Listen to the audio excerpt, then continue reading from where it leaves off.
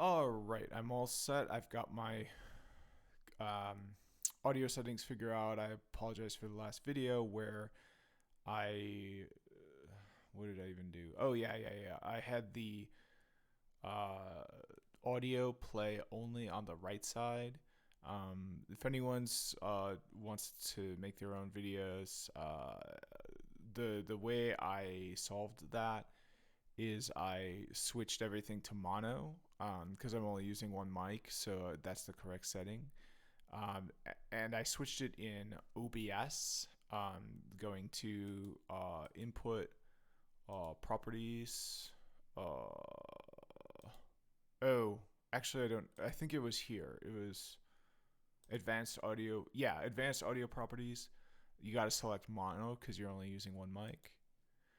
And then, in addition to that, you have to. Oh, hold on. Let me check something. Check. 1 2 3. 1 2 3. Check. Okay. So this is the problem I just solved. And it is solved. You've got to go into. Oh, I thought I had it. So you go into. I'm so confused. I literally just fixed this. Oh yeah, you go into system, sound, and now you have to select audio again. Otherwise, no matter what you select, it will put it through your headphones, the thing you want it, and the default device. So the problem was I was hearing it through my monitor. And what I mean by monitor is I have speakers on my TV uh, which serves as a computer monitor, and it was going both through my headphones and through the computer monitor. So everything's good now. I've got my Focusrite turned all the way down. I can turn it up and I can hear myself talk, but there's a little bit of a delay when I do that, and I'm just not used to that. I can hear my own voice, which I think is kind of useful. So, uh, but I already lose my train of thought like all the time. Anyone who's watched this channel knows. So I don't want to make that worse. I want to keep my headspace clean and keep moving forward. Speaking of which, in the last video, this video is going to be part of the Wild Networking series where I focus on network engineering in the wild as opposed to on an exam. So in the wild, we have this wonderful channel, David Bombal. If you're watching this channel, stop watching, go over to David Bombal, like and subscribe for him, and consuming his content. Unless you're here for the JNCIESP, which is my channel, I think, is still basically the only channel that covers the whole curriculum in depth and goes into Wireshark and really shows all the dirty details, and that helps you in the description go to official documentation and get supplemental sources. So, but if you're not here for that, you're here for basically anything else. Head on over to David Bumble. In the last video, I was going to leave a comment on. Oh my God, I'm so annoyed. Okay, stop, please stop. Sorry, there's a fruit fly in here. I just had my apartment cleaned, but I've got fruit flies, which is annoying. Okay, so I'm gonna take care of that later. For now, I'm gonna keep focus. If the fruit fly comes back, I'm gonna pause it and take care of it. But for now, it's not here. Okay, so now that that's out of the way, hopefully, assuming it is, it appears to be. Okay, good. we're going to continue on with what this video is about. It's about leaving a comment for David Bombal. So we already started on that in the last video. Here's the comment I have. Now, before I leave the comment, I want to watch the video again. So I already watched half of it, and most of what I wrote here is covered in the video. But so far, there's one thing that's not in the video that I think would be really valuable for me to add my input on. So what's in the video already is this idea that your hardware doesn't really matter that much, as long as you're not limited by it. And buying the latest and greatest hardware basically is just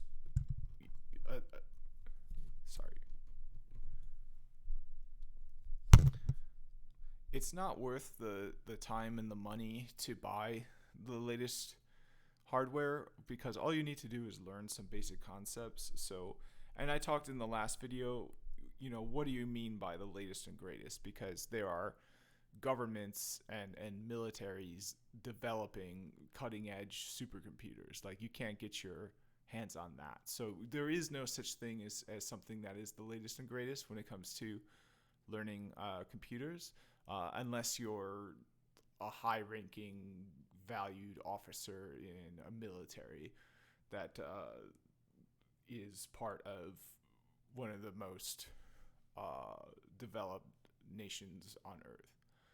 So, you don't need the latest and greatest. You just need whatever you can do to whatever is minimally required to accomplish your goals. And in my opinion, you know what that is? It's a book. You don't even need a laptop at all. You just need to learn about this stuff and immerse yourself. But a laptop helps you get that hands-on experience. You can do Anki flashcards, which are very valuable.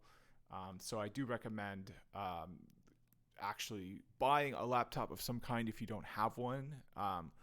But if you have a PC, if you can go to the library, don't worry so much about having to buy something, especially if you're trying to get into IT to change careers to make more money. Don't burn your money away on stuff you don't need. Just spend your time and your money on things that actually have a return, that are investment, and not things that are just like are not necessary. One of my favorite concepts that I talk about all the time is called premature optimization. So yeah, it auto completes to this. So, but we'll just get rid of that autocomplete. Yeah. So basically, if you're ever thinking to yourself, I need X because in the future, Y. You don't know what the future is going to be like. It's all step by step. If you're driving your car, you can only see so far ahead. You can't see the ultimate destination. So a road could be closed. There could be weather where you have to get like a hotel because it's not safe to drive. You could have a breakdown in your vehicle. So there really is not a good way to optimize far in the future. So if you're thinking about optimizations a lot, and making changes in what you do to address situations that you imagine might need optimization, you're not going to get ahead as well as if you address what is immediately required and don't worry about really anything else. Now, it is important to have a long-term plan and to keep working towards a goal, but the real problem is that programmers have spent far too much time worrying about efficiency in the wrong places and at the wrong times. So if your goal is to optimize, you need to be very clear about what needs to be optimized and why. And if you're not, you're going to spend a lot of time optimizing things that are completely optimized but never used. And if they're never used, you wasted all your time. So you want to spend time optimizing things that matter. So premature optimization is optimization of something before you know how much it's going to matter. So if you just go tomorrow and you buy a $10,000 laptop, in my opinion, that's premature optimization, because you might be thinking, oh, well, this laptop's going to be good in 20 years. I won't have to buy a new one. Well, how's the technology going to change? You know, you will have to buy a new device in 20 years, no matter how powerful your current device is. You're prematurely optimizing for a situation you know nothing about. So they talked about this idea that you don't need the latest and greatest hardware. Really, what you have is what you need, and more important than a actual device is access to knowledge. So if you have the chance to buy a $600 laptop that's got everything you could possibly need, I would actually recommend buying a $300 laptop that's enough to do most of the things you need, and then spend that extra money on books, on access to learning sites. That's my recommendation, and I think that was covered and agreed upon in the video. Okay, moving on. So the next thing I would like to do is finish watching this video before I comment, and I'm going to do it on 2 times speed because I think I watched most of it before, and because a lot of the video isn't really relevant to what I want this video to be on. So, and I just want people to see what it's like to watch something on 2x speed. I think that's an important skill to be able to do that and not just waste time listening to someone who has a slow cadence. This person on the right has a very slow cadence. Okay, so we've got a problem here with the audio still. There's no capture of output, so I'm going to add an audio output capture.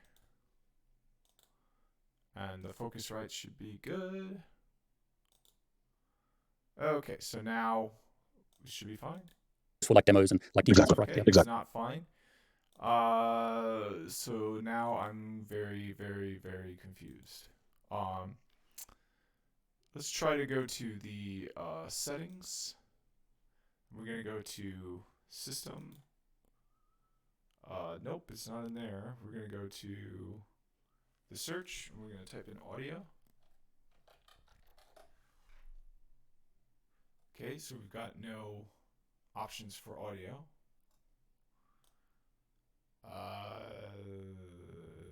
Okay.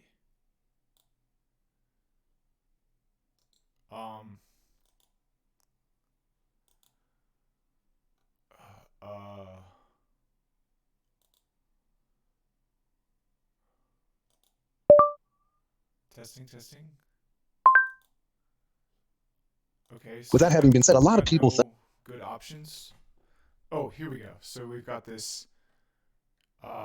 Okay, so it's using the right microphone, but it's not. think that they need the latest and greatest laptop. It's not doing it right.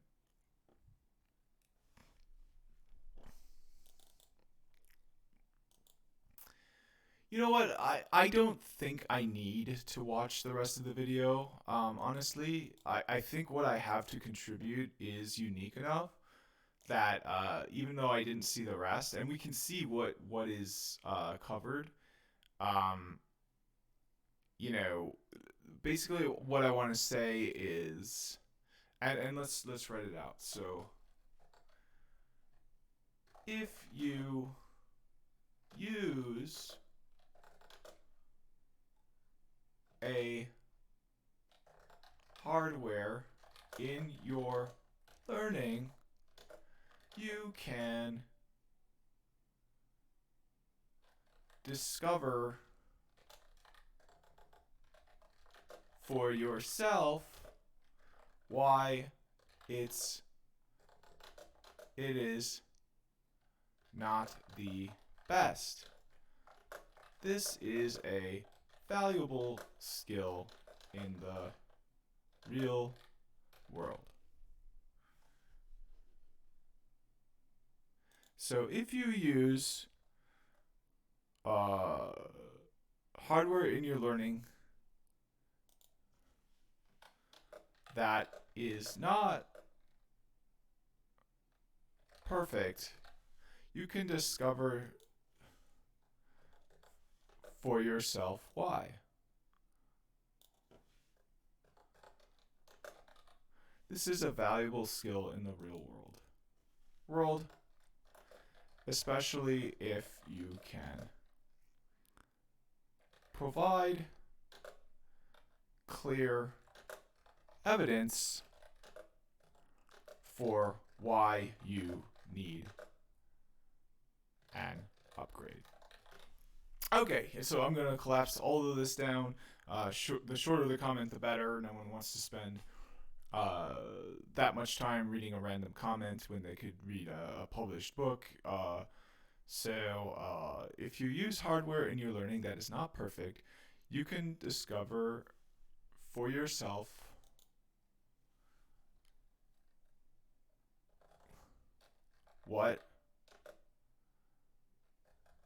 you can discover the limitation for yourself. If you use hardware in your learning that is not perfect, you can discover the limitation yourself. This is a valuable skill in the real world, especially if you are able to provide clear evidence for why you need an upgrade, such as a benchmark test or documentation that shows that lists your hardware as that does not says your hardware is not compatible. Okay, so if you use hardware in your learning that is not perfect, you can discover the limitation yourself. This is a valuable skill in the real world, especially if you are able to provide clear evidence for why you need an upgrade, such as a benchmark test or documentation that says your hardware is not compatible.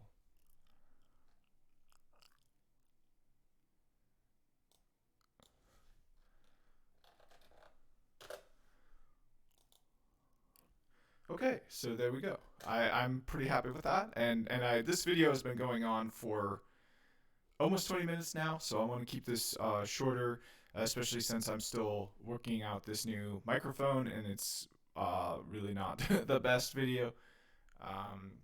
So yeah, I'm happy with that, I think. I got to make sure I'm leaving it under this account because I want David Bombal. With that having been said, a lot of people think that they need the latest and greatest. Because I'm the Juniper guy. You know, I took the JNCI ESP in public using public resources. Okay, I'm please no. Okay, thank you. No, I don't want to undo. Please go away. Please go away. Okay, I'm going to sit here and silently suffer until... Okay, thank you. Okay, so, there we go. So if you use hardware in your learning that is not perfect, we can see I've got the icon here, so it should show up for my channel. David Bumbal's audience, I think, would benefit a lot from my Juniper videos on the JNCI ESP, even though if they're just learning for the first time. And, you know, just my Wireshark videos, my virtualization videos. I think there's a lot in my older videos during the pandemic that is, like, legitimately useful. So I want David Bumbal's audience to see my channel by leaving a comment. And my comment is going to be, if you use hardware in your learning that is not perfect, you can discover the limitation yourself. This is a valuable skill in the real world, especially if you are able to provide clear evidence for why you need an upgrade, such as a benchmark test or documentation saying your hardware is not compatible. There we go. So got the comment there. Here it is, 0 seconds ago. So that was the objective of this video. The objective is now complete. So I think, I think I'm pretty happy with what I got here. So yeah, that's it for this video. Thanks for watching, and see you in the next one.